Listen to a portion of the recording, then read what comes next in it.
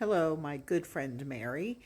In reply to your comment, like how is everybody doing since my daughter passed away? Initially, there was a lot of different things that happened. My older granddaughter didn't want to talk about it at all, got very upset if anybody talked about her mother, and just wanted to pretend that it didn't even happen at all. And she kind of spent a lot of time by herself, and she had some moments where she was pretty shaken and upset and very tearful. So she had a lot of depression that she kind of had to battle with, I believe. The one directly under her, 12, she she had a lot of anger at herself because in the end, with my daughter, she was the one that took the role on of trying to prevent my daughter from doing any more damage, stealing from anybody, or bringing any negativity into the house. So she was the one that was always standing up to my daughter and telling her, no, we're not going to do this with you, and just trying to override anything and just play that protective mechanism, that guard. So she had a lot of guilt. Like she said, who talks to their mother that way? Who does that to their mother? And I said, somebody that has a mother that's in the late stage of addiction. Somebody that has a mother that has stolen, that has lied, that has done many things to the family and created a lot of hardship. Somebody that has a mother that has went down the path of addiction instead of being a mother, and somebody that has thought they were getting their mother over and over again and lost her. That kind of person is going to say that kind of stuff to their mother, and that seemed to kind of give her some peace.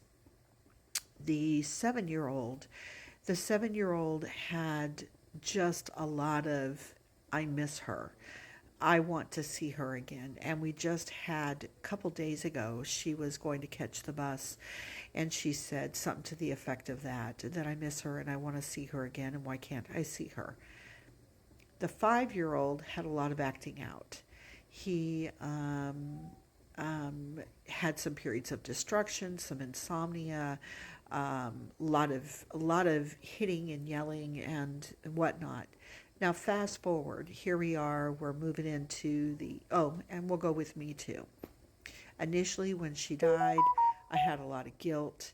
I had a lot of, I had a lot of thoughts about everything that I could have done differently, and I had peace that the chaos was no longer going on, followed by even more guilt. I had anger at the mess that her addiction created in our life. I had resentment towards her because of everything we sacrificed to help her, and nothing seemed to help. And she seemed to just toss away everything that we gave her like it didn't matter.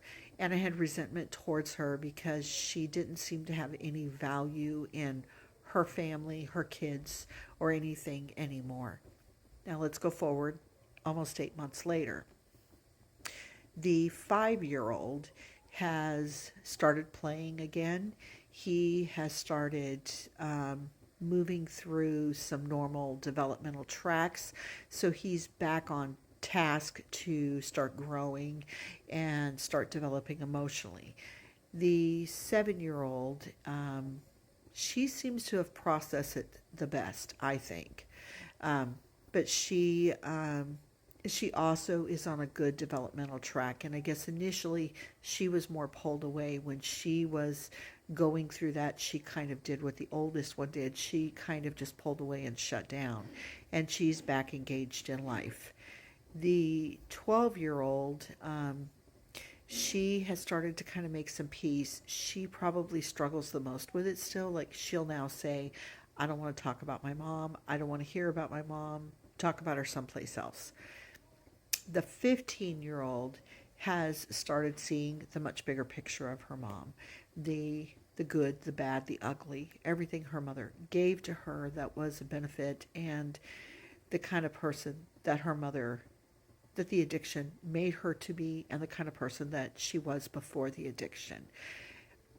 And she is probably one of the kids in the house that's got to see her mother in all the different stages. She's got to see her mother in recovery. She's got to see her mother in deep addiction. She's got to see her being in the role of a mother. And she's got to see her being in the role of somebody that she didn't like very much. So it's been full circle. I think I've processed through a lot of the anger. I definitely have processed through some of the resentment that I had towards her. I still kind of go back and forth in my head with the victim villain thing, but I'm starting to take a breath and go back out into life and learning to kind of live my life with the loss. And so I think that all of us are making headway in growth, and all of us are improving and getting better.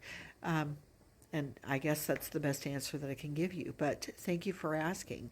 And one of the things that I've kind of learned is that anything we go through life, we have to kind of heal on the other side of it, you know. And a lot of people will see the recovering addict as the only person that needs to heal.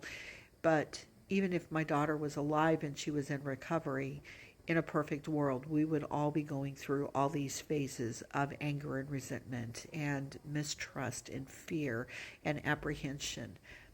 You know, so we're going through them. And with the chaos and the addiction that's no longer present in our life, we all now are in a safe place where we can start seeing a different piece of life and moving on to a different piece. So thank you for all the nice things that you always say, and thank you for being that cheerleader. And I hope all is well, and I wish you the best of Christmas and the year.